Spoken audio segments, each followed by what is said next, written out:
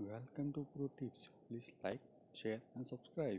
पेश किए हैं जो अनुमान लगाए थे तमाम बाजार ने उससे स्लाइटली नीचे ऑपरेशनली थोड़ा सा वीक नंबर है। हालांकि एनपीएस काफ़ी कम किए हैं कंपनी ने और एनआईआई भी करीब 7.5% साल दर साल और 0.9% क्वार्टर ऑन क्वार्टर बढ़ के आया है।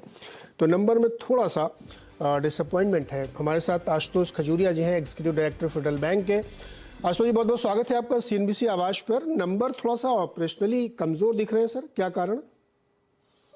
उसमें एक कारण है, वन टाइम एक जो 142 करोड़ का हमने फैमिली पेंशन से संबंधित जो खर्च है जो भविष्यगामी है उसको हमने इसी क्वार्टर में ले लिया। जब ये इसमें इजाजत थी कि हम 5 वर्षों तक इसको स्प्रेड कर सकते थे, हर मैंने 20 क्वार्टर्स में इसको अमोर्टाइज कर सकते थे, लेकिन हमने इसी वर्ष पूरा का पूरा ले लिया। पहले 2 क्वार्टर्स में हमने अमोर्टाइज किया था क्वार्टरली बेसिस पे, लेकिन हमने फाइनली निर्णय लिया कि Q4 में हम पूरा का पूरा अपफ्रंट ले लेते हैं। तो 142 करोड़ जो आप अगर आप उसको वापस net of tax corporate tax अगर आप देखें तो हमारा नेट प्रॉफिट 541 करोड़ की जगह लगभग 650 करोड़ होता। और अभी भी फिलहाल YOY भी 13% ऊपर है नेट प्रॉफिट। हमारी क्रेडिट कॉस्ट काफी लो रही है। जो आपने NII की बात की, तो NII तो बेसिकली होना चाहिए कि जितनी एडवांसेस की ग्रोथ है कम से कम उतना या उससे ज्यादा। लेकिन हाँ, लिक्विडिटी सिस्टम में ज्यादा होने की वजह से जो थोड़ी प्राइसिंग से संबंधित जो कंपटीशन थी वो काफी थी। अब जब साइकिल रिवर्स हुआ है तो पूरी संभावना है कि ये कैचअप। खजूरी साहब, आप कह रहे हैं कि क्रेडिट कॉस्ट आपकी कम है, काफी कम है, लेकिन मार्जिन भी आपके गिरे हैं और ये मार्जिन स्टेबल नहीं हो पा रहे हैं। सेकेंड क्वार्टर में जो थे उससे थर्ड क्वार्टर में थोड़ा इंप्रूव हुए, फोर्थ क्वार्टर में फिर नीचे। हमारा अगर पूरे वर्ष का अगर आप निम्न देखें तो वो हम जो हमारा गाइडेंस था 3.2 के आसपास का, वो लगभग वहीं पर है। आप उसको क्वार्टर टू क्वार्टर कंपेयर कर रहे हैं, उसका मैं रीजन बता देता हूँ। मेन रीजन ये था कि Q4 में कुछ एग्री एडवांसेस, जबकि हमारी टोटल स्लिपेज तो काफी कम रही, लेकिन उसमें जो सेगमेंट था उसमें एक एग्री एडवांसेस का सेगमेंट था। और एग्री एडवांसेस में क्या होता है कि जो इंटरेस्ट रिवर्सल होता है वो बाकी सेगमेंट्स की तुलना में ज्यादा होता है। उसका कारण ये है कि उसमें जो स्लिपेज है उसमें 2 क्रॉप सीजन के हिसाब से चलती है, 90 दिन के हिसाब से नहीं चलती। जैसे मान लीजिए अगर एक क्रॉप सीजन अगर मान लीजिए 6 महीने का है और तब अगर वो अकाउंट उसके क्रॉप के बाद पे नहीं होता है तो एक क्रॉप सीजन और मिलता है उसको NPA क्लासिफाई कर। तो अगर वो उस दौरान स्लिप हो जाता है तो आपको 6 महीने का ब्याज जो है फिर वो रिवर्स कर। ये चैलेंज जरूर रहता है। ये चैलेंज अभी बना हुआ होगा सर?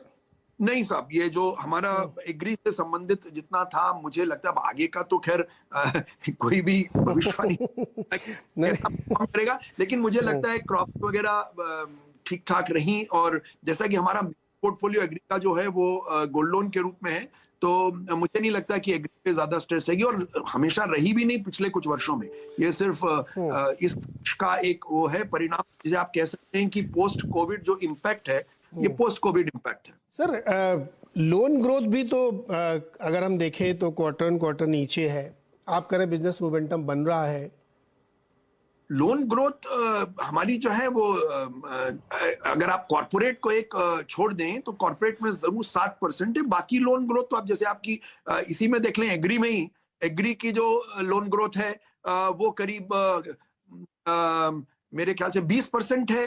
कोर रिटेल जो है वो 11% है। जो आपका कमर्शियल व्हीकल से संबंधित है वो 41% है। नहीं है। कॉर्पोरेट कितनी है? कॉर्पोरेट 7% है, 7%। और जो कमर्शियल बैंकिंग है, जो कॉर्पोरेट और बिजनेस बैंकिंग के दरमियान आता है। नहीं खजूरिया साहब, एक चीज समझाइए मुझे। देखिए, क्वार्टर 1, 2, 3 को छोड़ दिए 4, ये सब एवरेज 7, 8, 9%। ये थर्ड क्वार्टर में 12% कैसे आई थी? किसकी लोन ग्रोथ सर?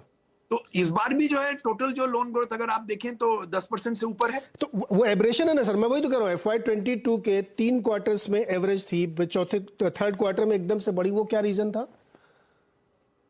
बेसिकली क्या है, अगर लार्ज टिकट अगर आप एक का फाइनेंस करते हैं तो वो सडनली अगर वो ड्रॉ हो जाता है, ड्रॉ डाउन हो जाता है तो वो जाती है। और उसके बाद अगर किसी के पास फंड्स लिक्विडिटी आ जाती है, वो कॉर्पोरेट में तो क्या रहता है, थोड़ा फ्लक्चुएशन रहता है। और फिर जिस तरह के प्राइसिंग कोट हो रहे थे, हमने ये प्रेफर किया कि हम उस प्राइसिंग के ऊपर नहीं देंगे, क्योंकि हमें अपेक्षा थी कि अब इंटरेस्ट रेट ऊपर की तरफ जा रहे हैं तो आप जो है वो सब 5% टाइप की लेंडिंग ना करें। तो वो एक कॉल थी जो बैंक ने ली। कि हमको एक अपनी जो रिस्क को प्रॉपरली प्राइस किया जाना है, उस प्राइसिंग पे नहीं है तो हम नहीं लेंड कर रहे हैं। खजूरी साहब, ब्याज दरें बढ़ा दी आपने क्या? हमने दोनों डिपॉजिट की और लोन्स की, दोनों की ब्याज दरें उसी दिन बढ़ा दी थी। उसी दिन मतलब निर्णय ले रहा था जिस दिन आरबीआई ने रेपो रेट हाइक किया था, बिकॉज हमारा जो सेविंग बैंक है वो भी रिपो से लिंक है, और हमारे जो एडवांसेस हैं एक्सटर्नल बेंचमार्क में, उनका जो बड़ा प्रतिशत है, करीब 40% के करीब, वो रेपो से लिंक है, एक्सटर्नल बेंचमार्क से लिंक है। अच्छा, तो जब तमाम एनालिस्ट ये कह रहे हैं कि जून में फिर से एक बार बढ़ सकती है, आपका अनुमान क्या है? तो एक्चुअली क्या एएलएम हमारी काफी उस दृष्टि से बैलेंस्ड है। तो अगर एसेट साइड में रेपो अगर हमको लाभ देगा, तो लायबिलिटी साइड में हम उसको पास ऑन करेंगे अपने डिपॉजिटर्स को। शायद आवाज चली गई खजूरी साहब की। खैर, एनीवे जी, खजूरी साहब, मैं ये पूछा था कि जून में फिर से ब्याज दरें बढ़ने की बात चली, आप फिर एक्सपेक्ट कर रहे हैं? मैं आपसे ये पूछा था कि चूंकि एएलएम हमारी काफी बैलेंस्ड है, तो अगर तो इसलिए दिक्कत नहीं है हमको उसका लाभ ये होगा कि हम लोन्स को रिप्राइस कर पाएंगे हायर उसमें, क्योंकि जो आपने लोन दिए एक्सटर्नल बेंचमार्क से लिंक, वो एक स्प्रेड है और वो स्प्रेड रेपो के ऊपर है। लेकिन सर, फिर न्यू बिजनेस पे इसका इंपैक्ट आएगा ना? सब न्यू बिजनेस तो इस पे डिपेंडेंट करता है कि अगर मार्केट में सिर्फ मेरे लिए ही बढ़ रहा हो, तो अगर पूरे सिस्टम के लिए बढ़ रहा है सर, तो जब नहीं, आपकी बात सही है, सभी पूरा सिस्टम बढ़ रहा है, लेकिन अगर ग्रोथ और डिमांड भी उस तरह के सपोर्ट करेगी तब तो आदमी लोन लेगा ना। हाँ, तो उसमें एक चीज और भी हो रही है ना साहब, अगर आप देखें, रेगुलेटर मॉनेटरी अथॉरिटी जो है वो धीरे धीरे लिक्विडिटी को भी तो विड्रॉ कर रही है। तो लिक्विडिटी को भी उन्होंने सीआरआर बढ़ा दिया, सीआरआर 50 बेसिस पॉइंट से बढ़ा दिया, जिसमें बैंकों के ऊपर जो अतिरिक्त जो वे आप कह सकते हैं अतिरिक्त बोझ आया, तो वो नेचुरली लिक्विडिटी विड्रॉ होगी, और सीआरआर बढ़ने की वजह से जो अतिरिक्त खर्चा आएगा, तो प्राइसिंग तो ऊपर जाएगी और सबकी जाएगी, सिर्फ एक बैंक के साथ वो नहीं है, तो पूरे सिस्टम की, बैंकिंग सिस्टम के ऊपर जाएगी। बैंकिंग सिस्टम के ऊपर जाएगी तो एनबीएफसी इसको हायर प्राइस करेंगे, एनबीएफसी इसको हायर कॉस्ट ऑफ फंड्स आएंगे तो वो आगे बढ़ाएंगे, तो सिस्टम में ही इंटरेस्ट रेट ऊपर की तरफ जा रहा है। सिस्टम में, हाँ, ये तो वो तो ट्रेजेक्टरी चेंज हो गई इंटरेस्ट रेट की, वो ऊपर जाएंगे, और दुनिया भर के बाजार गया, दुनिया भर के सेंट्रल बैंकर्स मान रहे हैं कि इंटरेस्ट रेट की ट्रेजेक्टरी ऊपर जा रही है। चैलेंज ये है कि क्या जो लोन ग्रोथ है कॉर्पोरेट की खास तौर पे, चूंकि उनका टिकट साइज बड़ा होता है, क्या वो उसी मोमेंटम को पकड़े, क्या ये चैलेंज है? खैर, एनीवे, खजूरी जी, बहुत बहुत शुक्रिया। हमें जी सिर्फ एक बात चाहूंगा कि हम सिस्टम में हमेशा लोन साइड पे ही पूरा फोकस देते हैं जी। मेरा मानना है कि बैंकिंग जो है वो एक प्रकार का इंटरमीडिएशन है, हमें सेवर्स का भी ध्यान रखना चाहिए। अगर इन्फ्लेशन सिस्टम के अंदर ज्यादा है, और जो बचत करता है, जो सेव कर रहे हैं, जिनके माध्यम से ये रिसोर्सेज पैदा हो रहे हैं, क्योंकि हर बैंक का करीब 90% जो उसकी बैलेंस शीट में होता है। आपकी मैक्सिमम सेविंग रेट क्या है एफडी करने पर 5 साल की? हमारी वही आई थिंक 50 के आसपास जो है, 5 से 50, हाँ, अलग अलग समय पे। और अभी हम फिर उसको रिकंसिडर करेंगे अपनी आगामी एल्को में। सेविंग्स में तो हमने तुरंत बढ़ा दिया, तुरंत अपने पास। ये तो है सर। देखिए खजूरिया साहब, आपकी बात से मेरा पूरा एग्रीमेंट है, लेकिन 5.5 या मैक्सिमम किसी टेनर में 6% भी होगी, और उसके सामने 7% का इन्फ्लेशन है, तो लोगों की दिलचस्पी फिर शेयर मार्केट की तरफ चली आती है भाई, क्योंकि कमाई तो हो नहीं रही ना, इन्फ्लेशन से नीचे अगर हमारा इंटरेस्ट रेट है। तो खैर